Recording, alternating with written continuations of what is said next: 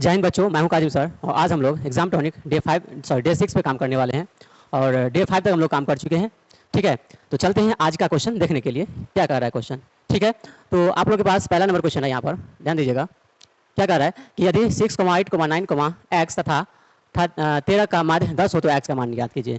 यहाँ पर बच्चों दिया हुआ क्या, हम लोग को यहाँ पर आंकड़ा दिया हुआ है, उसका माध्य भी दिया हुआ है, कह रहा है x का मान निकालने के लिए। देखिए यहाँ पे माध्य कितना दे दिया है, माध्य दे दिया है यहाँ पर कितना, माध्य दे दिया है 10। ठीक है, माध्य दिया है 10। अब देखिए हम लोग माध्य का फॉर्मूला जानते हैं, क्या जानते हैं, प्रेक्षणों का योग बटे प्रेक्षणों की संख्या। मतलब जो आंकड़ा दिया है सबको जोड़िए पहले, यहाँ से 6 + 8 + 9 + x + 13 और प्रेक्षणों का योग बटे प्रेक्षणों की संख्या। तो क्या हो संख्या 1 2 3 4 5, तो 5 बटा में ये क्या है, माध्य बराबर कितना है दिया है 10। अब इसको सॉल्व करते हैं तो कितना हो जाएगा, ध्यान दीजिएगा। 3 9 3 12 8 20 6 26 हासिल 2 1 3 का 3, यहाँ पर क्या हो जाएगा प्लस x है ना, बराबर ये भाग से क्या हो जाएगा, गुना हो जाएगा, तब 5 दाइन के 50 हो जाएगा। यहाँ x निकालेंगे तो बच्चों क्या हो जाएगा 50, ये उधर जाएगा तो -36 हो जाएगा। यहाँ x का मान निकालेंगे तो क्या हो जाएगा 14 हो जाएगा। तो मेरा ये आंसर आ गया है ना, और आंसर आ गया 14, जो कि ऑप्शन नंबर D4। धीरे धीरे मैथ को जरूर सीखना। ठीक है, चलते हैं आगे अगला क्वेश्चन करने के लिए। क्या कर रहा है अगला क्वेश्चन, ध्यान देंगे हम लोग। क्या कर रहा है, सवाल कर रहा है कि यदि शंकु की ऊंचाई और त्रिज्या दोगुनी हो जाए तो शंकु का आयतन हो जाएगा। ध्यान दीजिए, शंकु का त्रिज्या और ऊंचाई दोनों को दोगुनी कर रहा है। शंकु का आयतन क्या होता है, फॉर्मूला शंकु का आयतन होता है 1/3 है ना, पाई r² h। आपको ध्यान देना है क्या, यहाँ पे देखिए त्रिज्या को और ऊंचाई को क्या किया जा रहा है, दुगुनी कर दिया जाए। तो त्रिज्या को दुगुनी करेंगे तो 2r का स्क्वायर होगा है ना, और इसका दुगुनी करेंगे तो 2h हो जाएगा। तो अगर इसको हम सॉल्व करते हैं तो क्या होगा, ये 4 गुनी आई 2 गुनी 4 8 गुनी हो जाएगा। क्या हो जाएगा 8 गुनी। तो ऑप्शन नंबर में हो जाएगा D4। धीरे धीरे मैथ को जरूर सीखना। ठीक है, तो चलिए यहाँ पर मेरा ऑप्शन नंबर D आ गया है ना। आप लोग को समझ में आ रहा है, अगर नहीं समझ में आ रहा है आप लोग इसको ऐसे करिएगा। कैसे करिएगा, तो यहाँ पर जो है अगर r त्रिज्या और ऊंचाई h था तब तो ये आयतन हुआ। अब इसको दुगुनी करते हैं त्रिज्या और ऊंचाई को तो क्या हो जाएगा 1/3 पाई, r की जगह 2r का स्क्वायर हो जाएगा, h की जगह 2h हो जाएगा। अगर इसको हम सॉल्व करते हैं तो 1/3 पाई, यहाँ से r² गुने यहाँ पे 4 हो जाएगा, गुने 2h भी होगा ना। तो 1/3 पाई r², ये h गुने यहाँ पर 4 दूनी 8 होगा। आप इसको देखिएगा तो यहाँ पर ये देख लीजिए और यहाँ पर ये देख लीजिए सेम है, और यहाँ पर 8 गुनी बढ़ गया, 8 गुना ज्यादा हो रहा है, इसलिए ऑप्शन नंबर मेरा D हो जाएगा। इस तरीके से हम लोग कर सकते हैं। ठीक है, बढ़ते हैं अगला क्वेश्चन के लिए। अगला क्वेश्चन के लिए हम बढ़े तो अगला क्वेश्चन यहाँ पे आप लोगों के पास, आप लोगों के सामने में है ना। क्या कर रहा है कि निम्नलिखित है ना वितरण के लिए है ना, हमको कह रहा है बहुलक वर्ग का निम्न सीमा क्या होगा। बहुलक वर्ग का निम्न सीमा हम लोग जानते हैं, बहुलक वर्ग क्या होता है। बहुलक वर्ग क्या होता है, सबसे अधिक बारंबारता वाले वर्ग को बहुलक वर्ग कहते हैं। यहाँ पे ध्यान दीजिए 12 17 14 22 11 में सबसे अधिक बारंबारता कौन है, 22 है ना, इसका वर्ग बहुलक वर्ग कहलाएगा। इसी का निम्न सीमा हमको लिखना है, तो निम्न सीमा कितना है 15। तो मेरा ऑप्शन नंबर क्या हो जाएगा ए। अभी अभी तो आए हो सनम, फिर क्या कहना, अभी तो पूरे मैथ है पढ़ना, अभी तो पूरे मैथ है पढ़ना। ठीक है बच्चों, तो अब बढ़ते हैं आगे क्वेश्चन के लिए है ना। अगला क्वेश्चन है मेरा है ना 54। ठीक है, आज का है ना। तो क्या कह रहे हैं हम लोग क्वेश्चन ध्यान दीजिए। ठीक है, सवाल कर रहा है यहाँ पर कि निम्नलिखित में, सॉरी यहाँ पे में होगा, में से कौन सा आलेख द्वारा निर्धारित नहीं किया जा सकता है। हमको ये देखना है कि कौन आलेख द्वारा निर्धारित नहीं किया जा सकता है, और एक एक करके करते हैं। ऑप्शन ए है माध्य। माध्य ही तो है जो कि आलेख द्वारा निर्धारित नहीं होता है।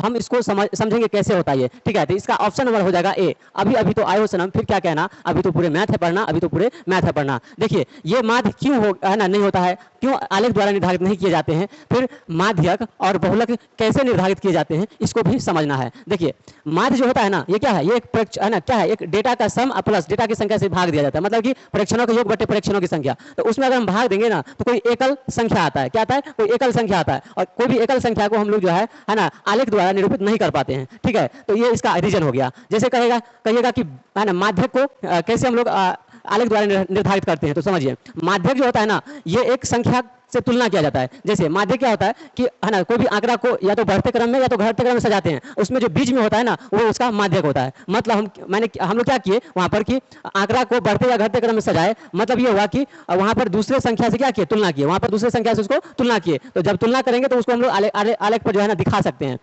बहुलक में भी यही होता है। बहुलक में भी हम लोग देखते हैं कि सबसे अधिक बारंबारता वाला, तो सबसे अधिक बारंबारता मतलब तुलना करें दूसरी संख्या से कि ये है ना इससे ज्यादा है, वो उससे ज्यादा है ना, तुलना करें वहां पर। तो यहाँ पर भी क्या हो जाएगा, बहुलक को हम लोग आलेख से दिखा सकते हैं, लेकिन माध्य को नहीं दिखा सकते। तो इसलिए आंसर इसका हो जाएगा ए। ठीक है, तो समझ में आ गया। अब बढ़ते हैं आगे।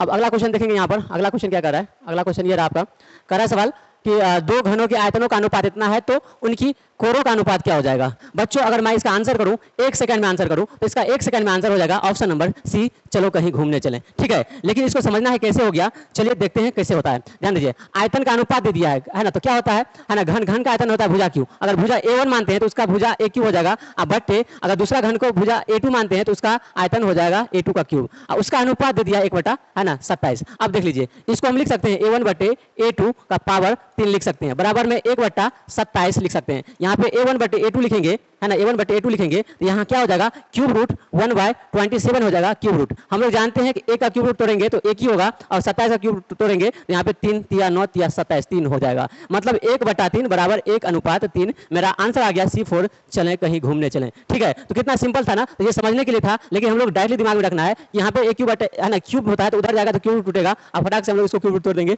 वो इसका आंसर हो जाएगा। ठीक है, अब बढ़ते हैं हम लोग अगला सवाल के लिए। अगला सवाल क्या कर रहा है यहाँ पर, ध्यान देंगे हम लोग। ठीक है, अगला सवाल क्या रहा है यहाँ पर, कह रहा है कि यदि tan थीटा बराबर 1 हो तो थीटा का मान होगा। हम लोग जानते हैं कि tan थीटा का मान जो है ना 1 तब होता है जब थीटा का मान क्या होता है, जब थीटा 45 डिग्री का होता है। जब थीटा 45 डिग्री होगा तो उसका मान क्या होगा, tan का 1 हो जाता है। इसलिए ऑप्शन नंबर क्या हो जाएगा, बी, बेचैनी दिल आपको पुकारे, प्लीज एक बार आके जरूर मैथ पढ़ लें। ठीक है बच्चों, बढ़ते हैं आगे अगला सवाल के लिए। अगला सवाल क्या कर रहा है यहाँ पर, ध्यान देंगे, बहुत ही सिंपल, बहुत ही आसान। आप लोग पूरे वीडियो जरूर देखिए और वीडियो को लाइक भी करें, कमेंट करें और वीडियो को शेयर भी कर दें। ठीक है, क्योंकि मैं आप लोगों के लिए इतना सारा मेहनत करता हूँ, आप लोग तो थोड़ा मेहनत कर ही सकते हो मेरे लिए। ठीक है, इतना भी नहीं कर पाओगे तो क्या करोगे। ठीक है, तो चलते हम लोग इसका अगला सवाल के लिए। यहाँ क्या कर रहा है कि एक्स भुजा वाली समबाहु त्रिभुज का क्षेत्रफल क्या होगा। आप समझिए, समबाहु त्रिभुज का क्षेत्रफल का फॉर्मूला होता है ना √3/4 गुने भुजा स्क्वायर, ये ना होता है, ये होता है। तो जब यहाँ पे भुजा x दिया है तो क्या हो जाएगा, √3/4 गुने भुजा x है तो x स्क्वायर हो जाएगा। यहाँ मेरा आंसर हो जाएगा √3/4 है ना x स्क्वायर, ये हो जाएगा मेरा ऑप्शन नंबर बी, है ना, बेचैनी दिल आपको पुकारे, प्लीज एक बार आके मैथ जरूर पढ़ लें। ठीक है बच्चों, तो चलते हैं हम लोग आगे है ना क्वेश्चन के लिए, नेक्स्ट क्वेश्चन करने के लिए आज का, है ना।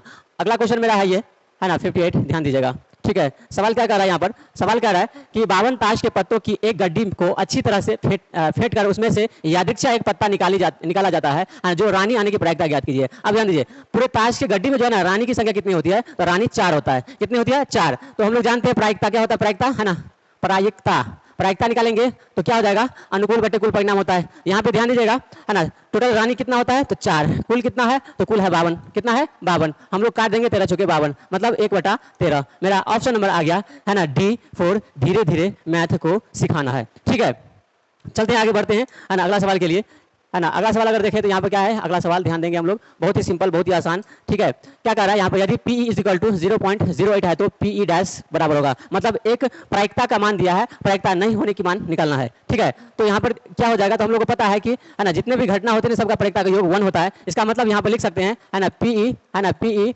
प्लस PE डैश बराबर 1 लिखते हैं ना। वैसे हम एक बार में ही कर लेते हैं, लेकिन हम आपको है ना सिखा रहा हूं कैसे कर रहे हैं यहाँ पर, है ना। तो P का मान दिया है 0.08 प्लस PE डैश हो जाएगा यहाँ पर, है ना PE डैश हो जाएगा बराबर 1। अगर यहाँ पे PE डैश निकालेंगे हम लोग, क्या करेंगे, PE डैश निकालेंगे तो 1 ये उधर जाएगा तो -0.08 हो जाएगा। तो वैसे हम लोग तो एक बार में ही 1 में से घटा लेते तो आंसर आ जाता है, लेकिन मैं एक प्रोसेस से बताया ताकि आपको अगर सब्जेक्टिव में पूछता है तो इस तरीके से आप लोग जवाब दे सकते हैं। ठीक है, तो इसको सॉल्व कर लेंगे तो 1 में से घटाना कितना, 1 में से घटा लेना है ना 0.08 को घटा लेना है। यहाँ पे ऐसे घटा लीजिए आप लोग, क्योंकि ऐसे में आप लोगों को समस्या हो सकता है, इसलिए ध्यान दीजिएगा। 10 में से 8 गया, यहाँ पे क्या हो जाएगा, 10 में से 8 गया 2 हो जाएगा, यहाँ पर 2 हो जाएगा, यहाँ पर 9 बचा। ठीक है, पॉइंट यहाँ पे 0 बचा ना, 0.92 हो जाएगा इसका आंसर। ऑप्शन नंबर कौन सा हो जाएगा, ऑप्शन नंबर ए। अभी तो आए हो सनम, फिर क्या कहना, अभी तो पूरे मैथ है पढ़ना, अभी तो पूरे मैथ है पढ़ना। ठीक है बच्चों, बढ़ते हैं आगे अगला सवाल के लिए।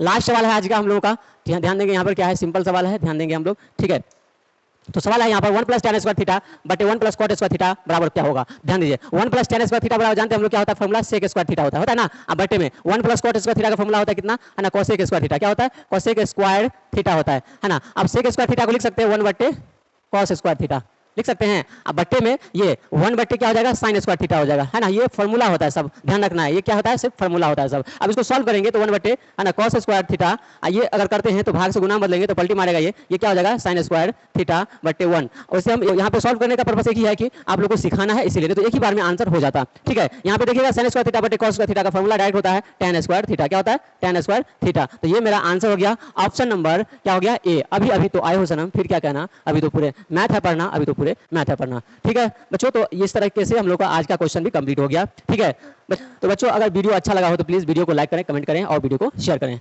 ठीक है बच्चों, तो मिलते हैं नेक्स्ट वीडियो में, तब तक के लिए जय हिंद।